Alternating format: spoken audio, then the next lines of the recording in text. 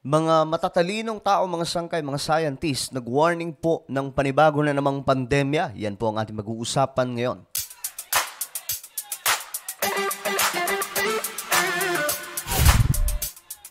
Hello, what's up mga sangkay? Magandang oras po sa ating lahat, lalong-lalo na po sa lahat ng mga solid sangkay na nanonood ngayon. Pag-usapan po natin itong patungkol po sa isang lumabas na report from international news na mayroon daw pong pandemic na susunod. At ito daw po ay warning ng mga scientists. Samantalang sila po talaga ang nakakaalam tungkol po dyan, mga sangkay. Sila po ang nakaabang, nakabantay. At ngayon, alam po natin yung nangyari nung nagkaroon po ng pandemic ang ating mundo na halos na hinto ang lahat, mga sangkay.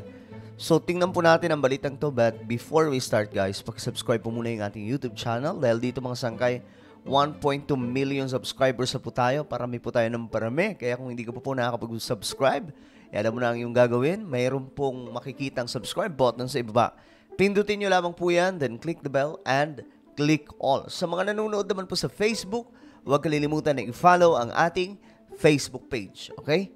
At ito mga sangkay, may papagawa lamang po ako sa inyo saglit. Sa mga nanonood po sa Facebook, ito, sundan nyo lang, may ginawa pa akong sample video. Sa mga nasa Facebook, ito ha.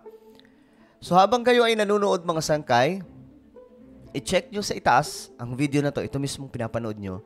Kagaya ng nakikita nyo sa screen, may makikita po kayong tatlong tuldok sa inyong mga cellphone. Pindutin nyo po yan, okay? Pindutin nyo po yung tatlong tuldok, bandang itaas ng video na to. Then may lalabas po dyan na show more. Ayan, yung show more, pindutin nyo po yung show more, okay? I hope na nasusundan ng lahat. And that's it. Ganoon lamang po mga sangkay, madali lang. So, I hope na nagawa nyo. Ngayon, ito na mga sangkay. Pag-usapan po natin ito. Ayaw po natin ng pandemic, no? Diba? Sino ba naman magkakagusto ng pandemya na pambira, na close ang lahat ng mga bansa? Pero ito po yung sinasabi ngayon, mga sangkay, ng mga scientists. Sabi po dito, next pandemic likely to be caused by flu. Ito daw po ay warning ng mga scientists. Sila po ang nakakaalam niyan, mga sangkay. Marami nang lumabas na kahalintulad ng balitang to, no? May iba nga po, may mga nakalagay pa, mga sangkay, na 20 times stronger than the last pandemic na kinaharap ng ating planeta. And this one, mga sangkay, separate po siya sa mga prediction nitong mga scientist na iba. Okay, tingnan po natin. Now, raising an alarm for a potential future pandemic, scientists have warned that influenza is a pathogen that will likely trigger a new pandemic in the near future. Ayan, ito po yun, mga sangkay. Influenza, kung tawagin, can trigger next pandemic. Ayon daw po yan sa pag-aaral. So, ngayon, hindi naman to, mga sangkay, pananakot, no? Ito ay pagpapaalala lang sa atin na may nagaganap sa ating mundo na dapat aware po tayo. Gagaya po nito, mga sangkay, itong sinasabi nilang next pandemic. I don't know kung kailan mangyayari yan, mga sangkay, but I'm praying na hindi na po yan maganap. Kailangan aware po tayo na ito, mga sangkay, kasi ewan ko ba, parang parang hindi na normal itong nangyayari sa ating mundo. Ang dami pong problema. But, alam niyo mga sangkay, kung pag-uusapan din naman po natin ng Biblia, mga nakasulat sa Bible, kung ano po ang sinasabi about dito sa mga pagkalat na mga karamdaman, hindi na po ito bago, no? Dahil even the Word of God, hindi po siya tahimik pagdating po sa mga ganito. In the last day, sabi po sa Matthew chapter 24, lalaganap yung mga digmaan, rumors of wars, kahirapan, kaguluhan, at nabanggit po doon yung mga kagaya po nito, mga karamdaman na lalaganap bago daw po bumalik si Jesus Christ, na hinihintay po yan na marami sa mga Kristiyano. At hindi po siya hindi po siya aksidente na nangyayari ito ngayon, mga sangkay. O hindi po ito Basta nangyayari lang na wala pong nakapagdudugtong na kung anong event. Tila baga kung ano ang sinasabi ng Bible, ito rin po ang nagaganap sa ating panahon ngayon, mga sangkay. Tingnan nyo yung climate change, yung natural disasters. Lahat ng yan nangyayari din po ngayon. Nakasulat din po yan sa Biblia. Yung mga sigalot na mga bansa, nakasulat din sa Biblia. At nangyayari din po sa panahon natin ngayon. At ito rin, mga sangkay, itong pagkalat ng iba't ibang klaseng karamdaman, sa panahon natin ngayon, nangyayari. So sabay-sabay po ito na nagaganap. According to an international survey to be published next week, 57% of the senior disease experts think that a strain of flu virus will be the cause of the next global outbreak of life-threatening infectious illness. Okay, ang dami na ito, 57 expert. Naniniwala daw mga sangkay na ito daw po ang magiging dahilan ng paglaganap na naman ng kung anong karamdaman mga sangkay. At dito magsisimula yung pandemic. Siyempre, magsisimula po yun sa epidemic to pandemic. Eto, ano kaya to? Kasi napag-uusapan itong disease X. Sabi po dito, yet to be identified by science. Ito kasing sinasabi nilang disease X, ito daw po yung super lala na pandemic na paparating. And I don't know kung ito po yun.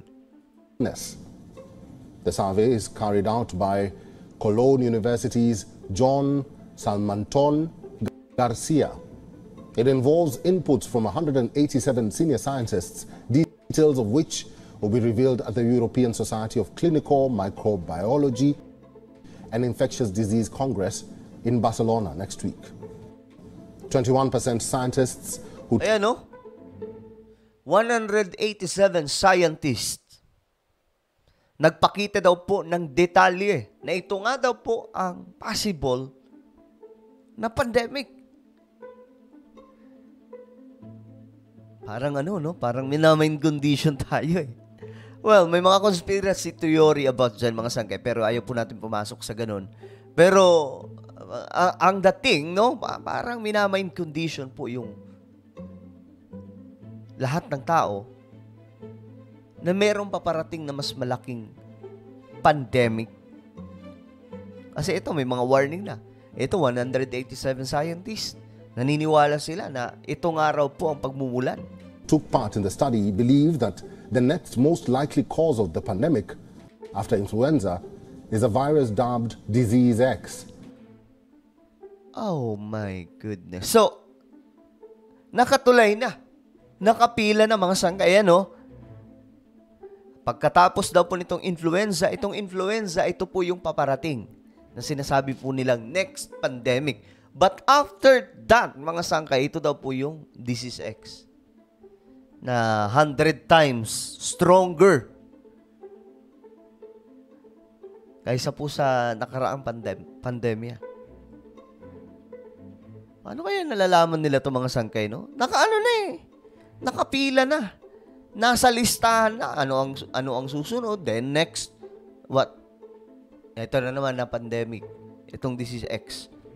That is still unknown to science.